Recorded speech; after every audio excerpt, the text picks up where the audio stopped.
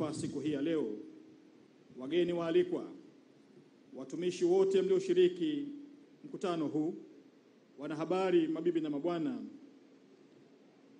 kazi na utu, kazi na utu. Awali ya yote, napenda kuchukua fursa hii kumshukuru sana Mwenyezi Mungu aliyetuwezesha kukutana hapa siku hii ya leo tukiwa na afya njema.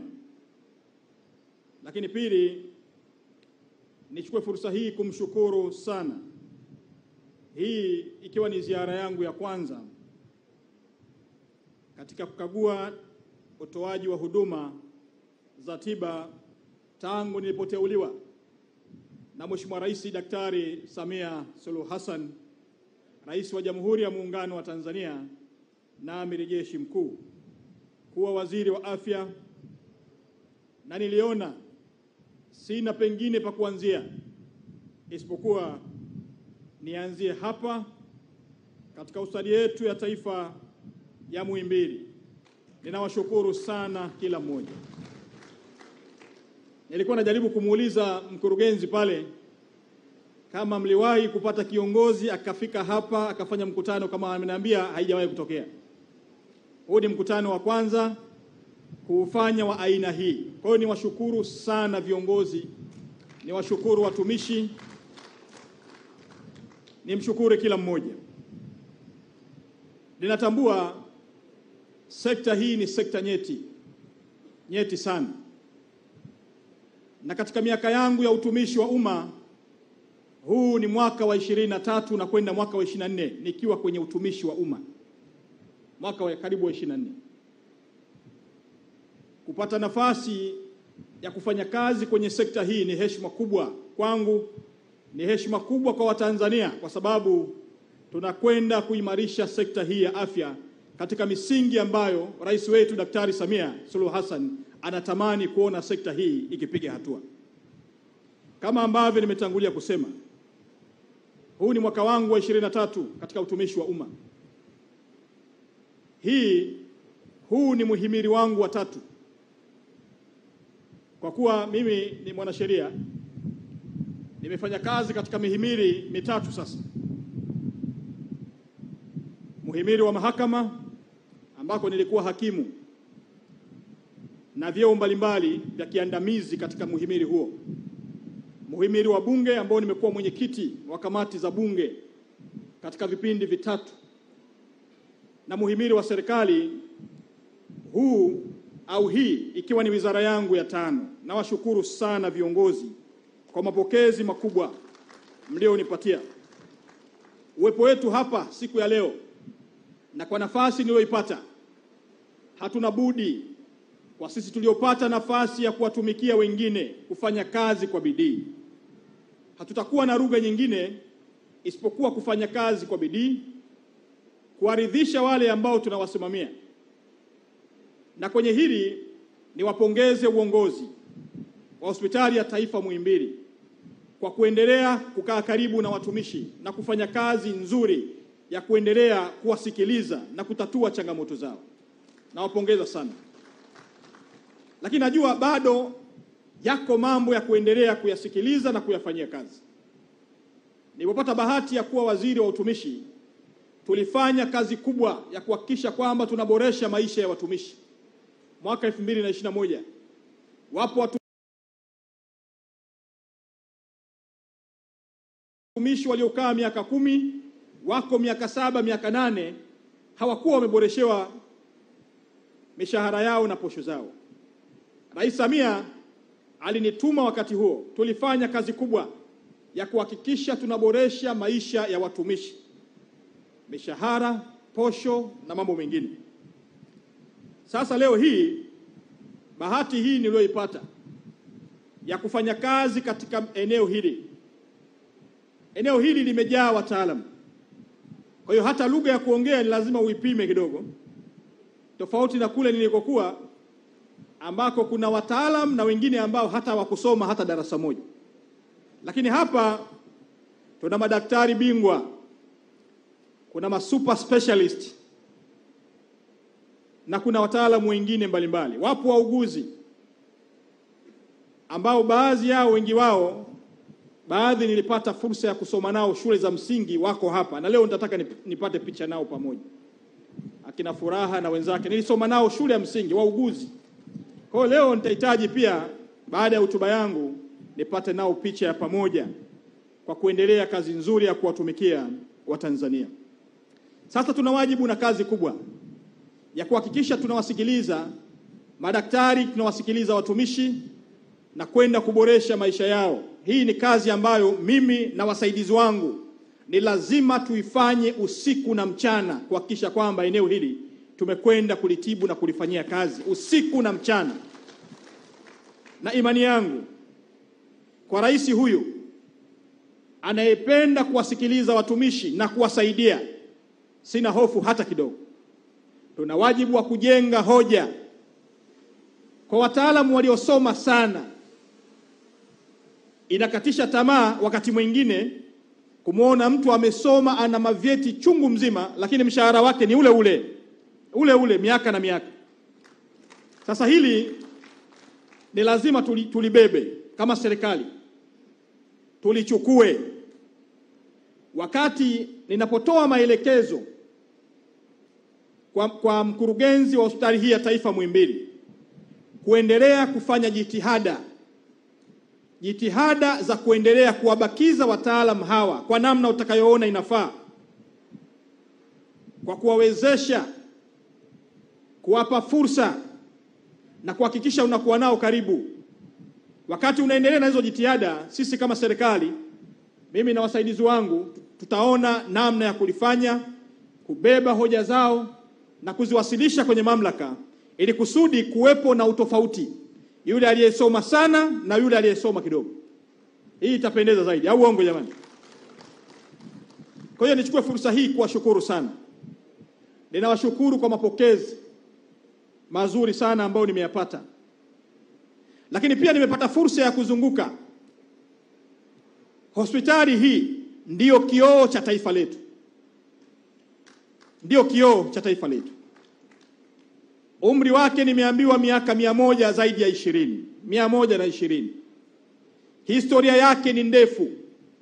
Ilianza wakati wa mkoloni na baada ya mkoloni. Ikaja wakati wa miaka 60, wakati wa baba wa taifa, na sasa ipo wakati huu wa serikali ya awamu ya 6. Nilikopita nimejionea utolewaji wa huduma. Nimezungumza na wananchi, nimezungumza na wagonjwa, nimezungumza na madaktari, nimezungumza na wahudumu, nimezungumza na kila mmoja. Na nimeridhika. Katika pita zangu sijasikia malalamiko ya wananchi kuwalalamikia watumishi katika hospitali hii. Ninawashukuru sana, tujipigie makofi mengi sana. Mapokezi yenu kwangu ni tafsiri dhahiri kwamba kila mgonjwa anayefika katika hospitali hii ndicho ninachokitegemea, na wao pia watapata mapokezi mazuri, watasikilizwa kwa lugha nzuri na watahudumiwa kwa wakati, kwa namna ambavyo ugonjwa wao au mgonjwa anavyokuja katika maeneo yetu. Ninaomba niwakumbushe msemo alivyowahi kusema Mahatma Gandhi.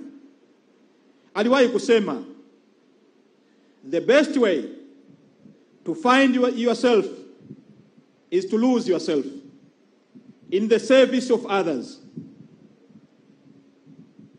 Namna bora ya kujitafuta, kwa Kiswahili sidhani kama ni fasaha au cha Kindengereko, namna bora ya kujitafuta ni kurejea katika utumishi wa kuwatumikia wengine. Tafsiri ya wewe ni nani itatokana na namna ambavyo wale unaowahudumia wanakutafsiri kule nje.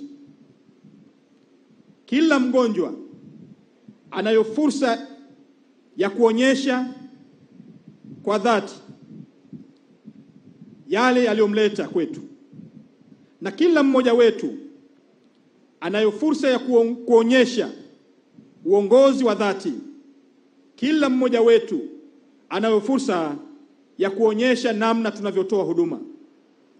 Kila mmoja wetu anayo fursa ya kuonyesha utu wa kipekee kwa mgonjwa anayekuja mbele yetu.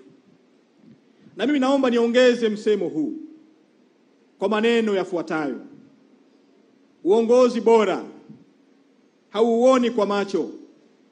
Uongozi bora unaonekana kwa mikono inayohudumia na moyo unaosikiliza.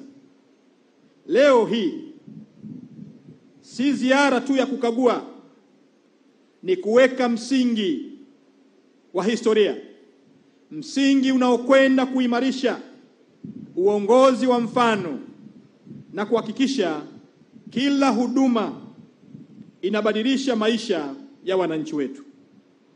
Ninawapongeza kwa kazi nzuri mnayoendelea kuifanya.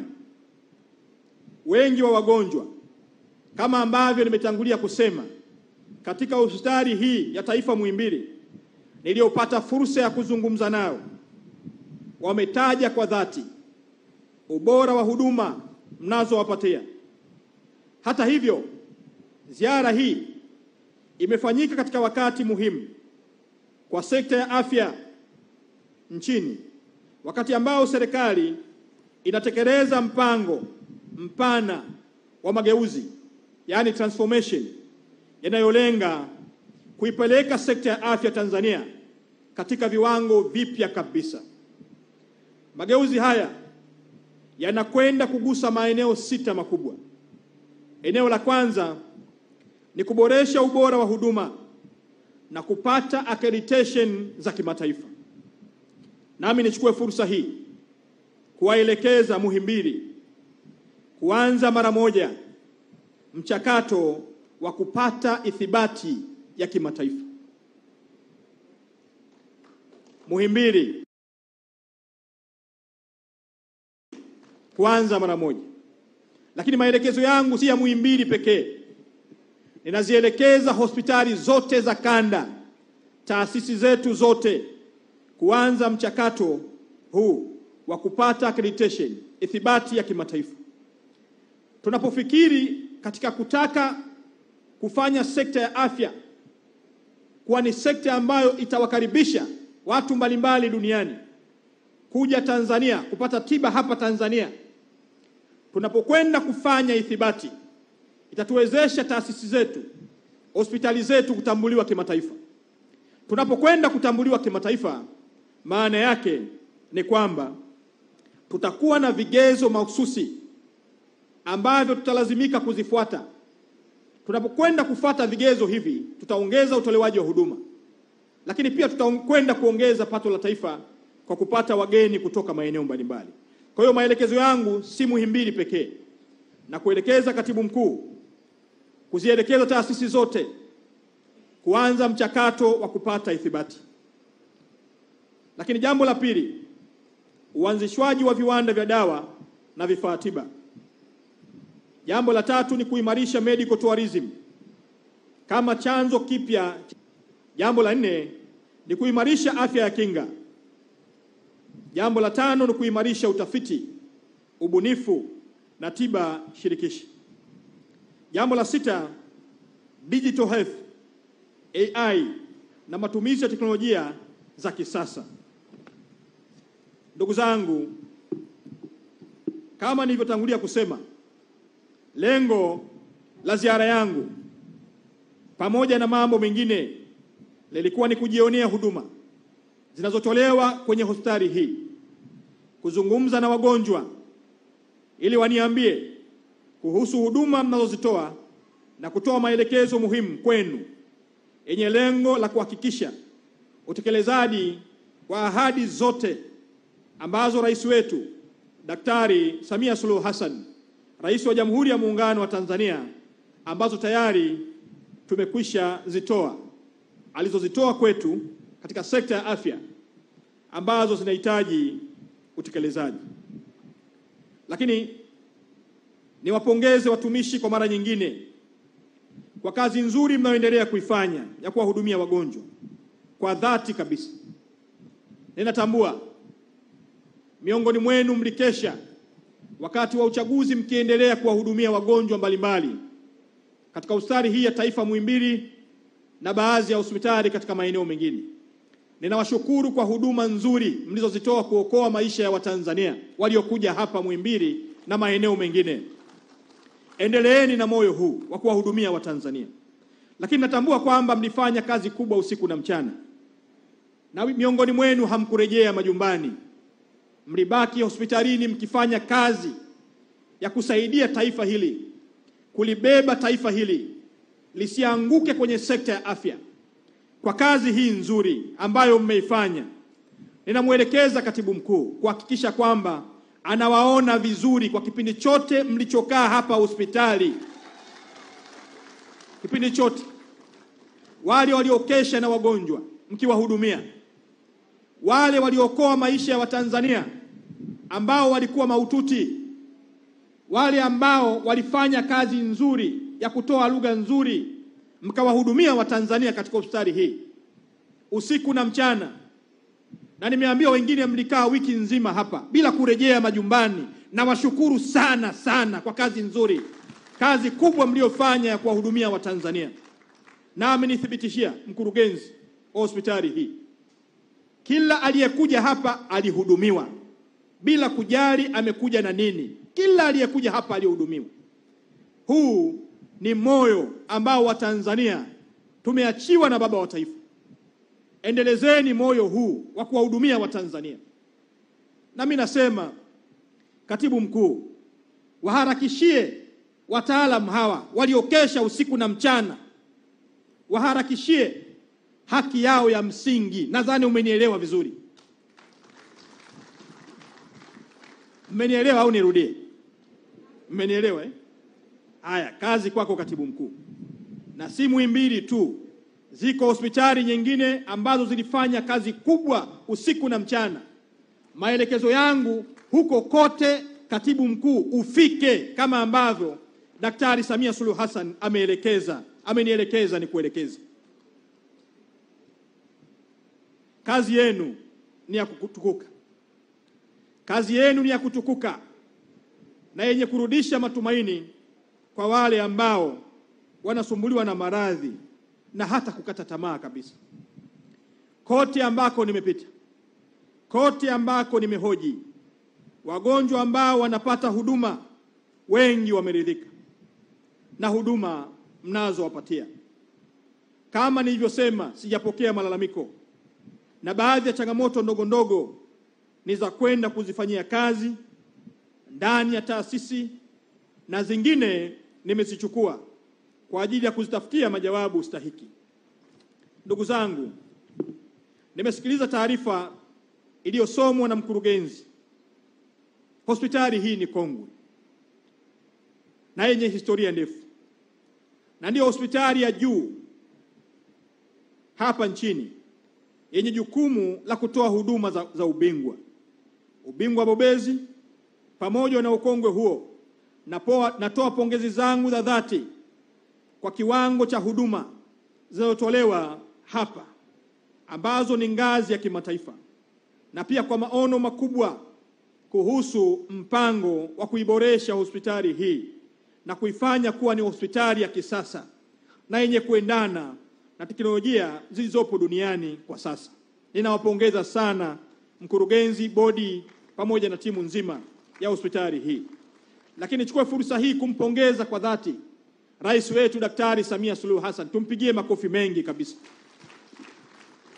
kwa kuridhia, kwa kushirikiana na wadau katika sekta ya afya, na sasa tunakwenda kuifanyia maboresho makubwa hospitali hii ambayo yatagharimu zaidi ya trilioni 1.3. Tumpigie makofi mengi sana Rais Samia kwa maono haya.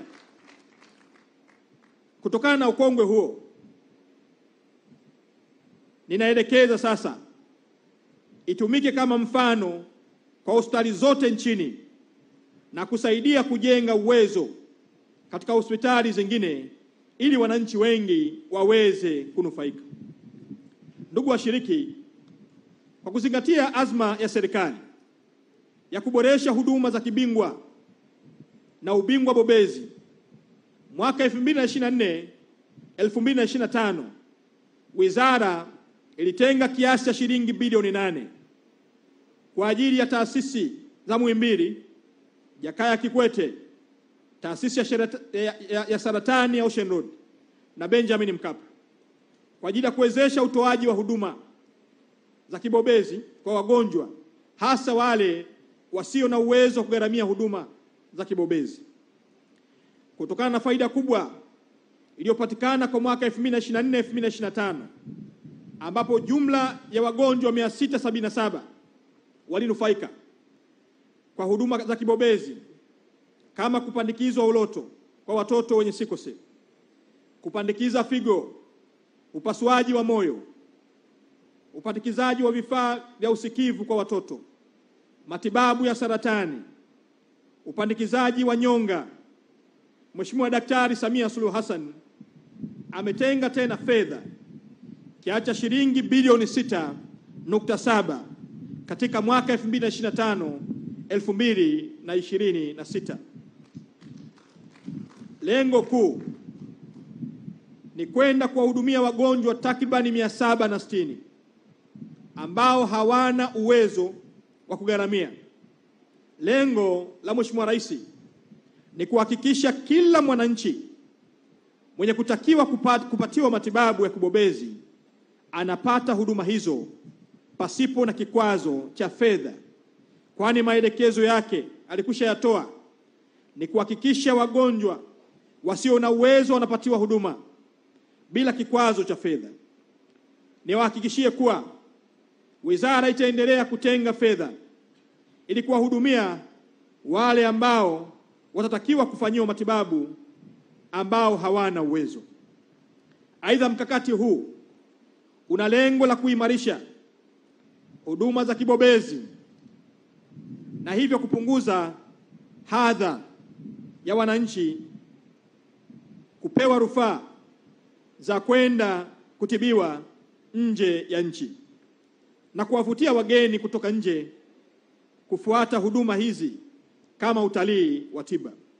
Ndugu zangu, taarifa yenu imeonyesha namna serikali inavyowajali wananchi, hasa wale wasio na uwezo, pasipo kuwatenga na kuwanyima huduma. Taarifa inaonyesha kwa kipindi cha miaka 4 iliyopita msamaha wenye thamani ya bilioni 78.46 ulitolewa kwa wananchi ambao hawakuwa na uwezo wa kugharamia gharama, ambapo Muhimbili Upanga ilitoa msamaha wa shilingi bilioni 62.78 na Muhimbili Mloganzila ilitoa msamaha wa shilingi bilioni 15.68. Maelekezo yangu ni kwamba hakuna mwananchi ambaye atashindwa kupatiwa matibabu kwa kukosa fedha. Wastani kwa mwaka kwa hospitali ya taifa Muhimbili pekee hutoa msamaha usiopungua bilioni 19.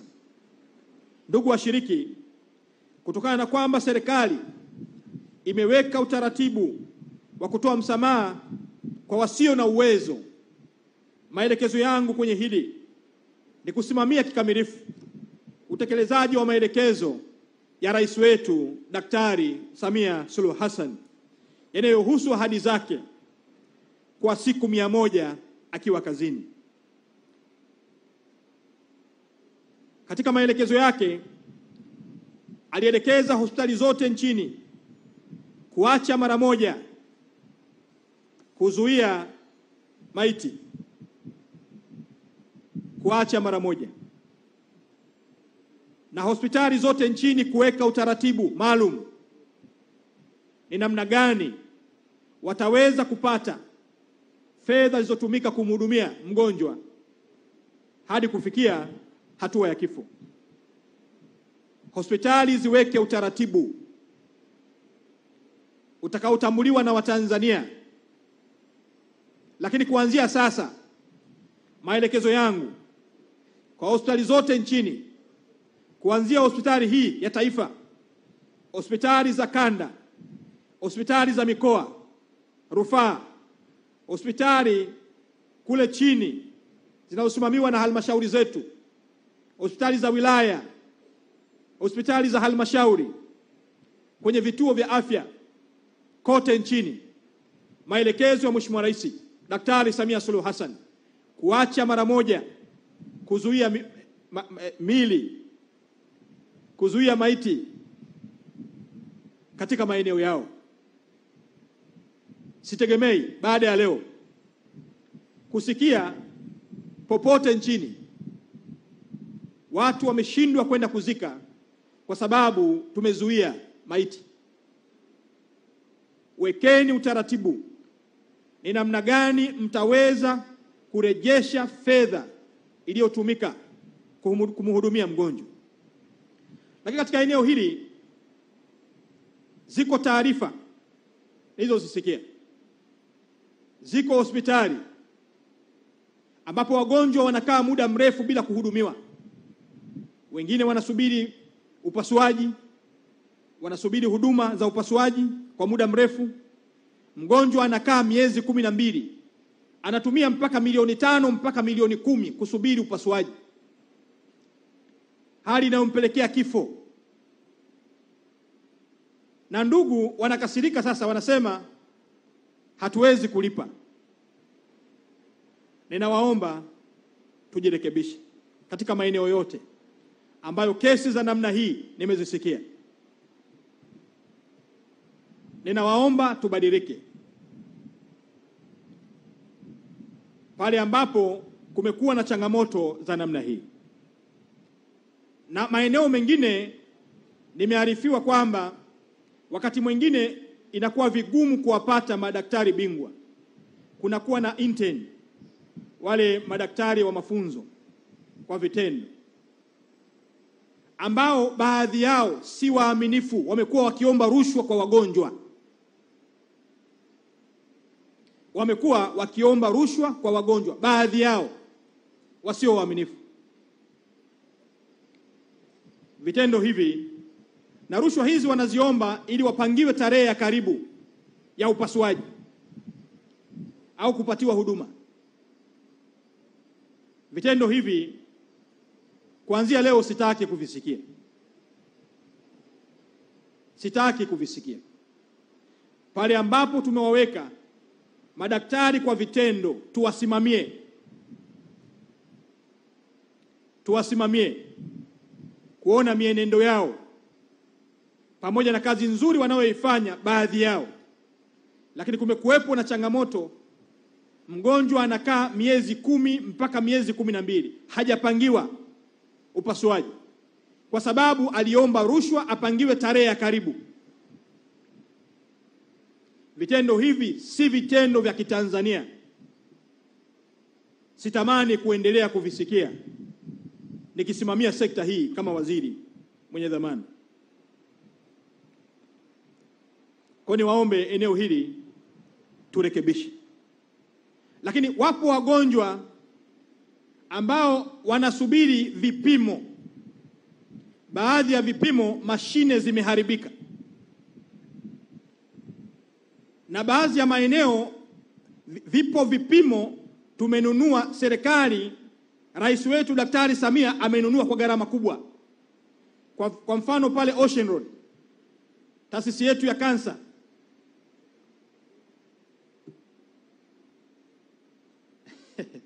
ninafahamu utendaji wako ni mzuri, lakini kuna mashine pale inaitwa PTE. Inaitwa PTE, sio? PET scan. Hivyo nitajua tu. Na pengine na mimi nitakuwa daktari hivi karibuni. Mashine hii hamjaanza kuitumia. Ninakuelekeza muanze kuitumia mara moja. Muanze kuitumia. Mnasubiri uzinduzi. Wagonjwa wanasubiri uzinduzi wa mashine. Ninafahamu uwezo wako ni mkubwa na sina hofu wala shaka hata kidogo. Lakini nataka mashine hii ianze kufanya kazi kuwahudumia wagonjwa msisubiri uzinduzi. Nadhani tumeelewana vizuri. Kwa sababu wagonjwa wanakaa muda mrefu bila kupata huduma, na bahati mbaya amuwaambii ukweli kwamba kuna mashine hapa imeharibika.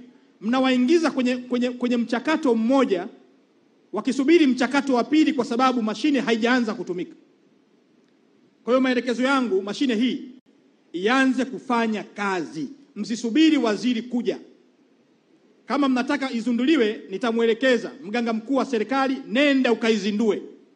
Sio lazima waziri aje. Na tumeelewana vizuri. Lakini pia pale Moi kuna mashine 3 zimeharibika, huu ni mwezi wa pili. Wagonjwa hawapati huduma kwa sababu mashine zimeharibika. Balozi, tuna mashine 3 pale Balozi zimeharibika. Huu ni mwezi wa pili, wagonjwa hawapati huduma. Mna makusanyo, viongozi mnashindwa kuidhinisha fedha ili mashine hizo ziende zikarekebishwe. Mnasubiri wizara ndio iwapatie fedha, na nyinyi fedha mnakusanya kule. Ninawaomba mbadilike. Mashine 3, kuna moja sio inaitwa Angel nini? Angel Suit. Nitazijua hivyo hivyo. Kuna mashine inaitwa Angel Suit. Kuna CT scan imeharibika, kuna MRI imeharibika. Wagonjwa hawapati huduma kwa sababu mashine hizi zimeharibika. Na viongozi mpo, mashine imeharibika, watu wanapanga foleni kusubiri huduma. Wanakaa miezi miwili hawajapata huduma kwa sababu mashine imeharibika. Hii sio staili yangu ya uongozi. Nawaambia hata kama ni marafiki zangu. Kwa sababu wengi hapa ni marafiki zangu. Wengi ni marafiki zangu. Kwa hiyo niwaombe tubadilike. Ninawaomba tubadilike. Sitegemei, na maelekezo yangu, katibu mkuu, fuatilia mashine hizo. Hii mashine ya Angel Suit ina kazi nyingi. Ina kazi nyingi. Ninyi madaktari mnajua. Mimi sitaki kusema mwanasheria hapa nikakosea. Lakini wagonjwa wanakosa hizo procedure kwa sababu mashine mbovu. Miezi miwili mkurugenzi pengine alikuwa hana taarifa. Inawezekana mkurugenzi hakuwa na taarifa, ameambiwa hivi karibuni, wiki moja, wiki mbili. Lakini mimi najua miezi miwili mashine imeharibika. Lakini ipo mashine hapo Moi iliharibiwa na baadhi ya watumishi kwa uzembe. Katibu mkuu, taarifa ya uchunguzi niipate mezani kwangu ndani ya wiki mbili. Tumeambiwa helium ikamwagika, mashine ikaharibika, na viongozi wapo. Kwa taarifa ya uchunguzi niione.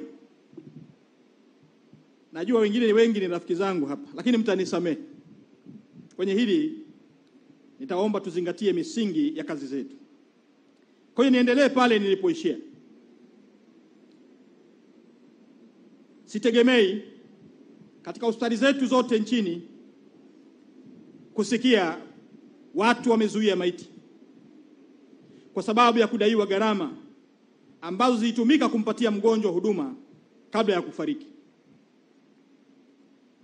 Kuzuia maiti kunaondoa kabisa msingi muhimu wa taaluma ya tiba ambao mara zote huwalenga kufanya biashara, na lengo la serikali si kufanya biashara kwenye sekta ya umma, kwenye utoaji wa huduma za tiba. Kwenye taarifa yenu nimesikia kuhusu namna mlivyojipanga kutekeleza maelekezo ya kutokuzuia maiti. Tena ninaelekeza kwamba kusitokee tena malalamiko yanayohusu mwananchi kuzuiwa kuchukua mwili wa ndugu yake kwa ajili ya shughuli za mazishi kwa sababu ya kudaiwa fedha. Wakati tunatekeleza siku 100 za Mheshimiwa Rais, tunaanza kutekeleza siku 100 za waziri kusimamia maelekezo ya Mheshimiwa Rais ndani ya siku 100. Ndugu washiriki, tumesikia kuhusu mpango wa kuijenga Muhimbili mpya ya kisasa kabisa inayoendana na teknolojia ya sasa. Nichukue nafasi hii kumpongeza kwa dhati mwenyekiti wa bodi pamoja na management ya Hospitali ya Taifa Muhimbili, hongereni sana.